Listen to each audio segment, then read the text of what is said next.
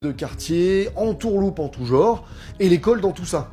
Eh ben, en fait, il y va pas du tout. Ses heures à traîner au milieu de l'effervescence de Belleville restent pour lui un très bon souvenir, et une école à part entière. Là-bas, il n'y avait pas besoin de diplôme, la débrouille était un langage universel.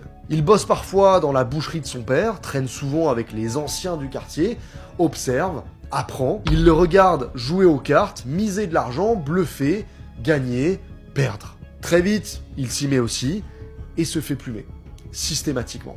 Mais ce n'est pas ça qui compte, ce qu'il aime, c'est le frisson, le risque, l'analyse, le bluff. Et cette mentalité, cette philosophie de la mise permanente est ce qui lui a permis de devenir un des plus grands escrocs de l'histoire de France. Comme souvent dans ces quartiers, il n'agit pas seul, il est entouré de sa bande de copains, ses frères de cœur, des types qu'il gardera pour la plupart toute sa vie et avec qui, adulte, il fera ce qu'il appelle des affaires.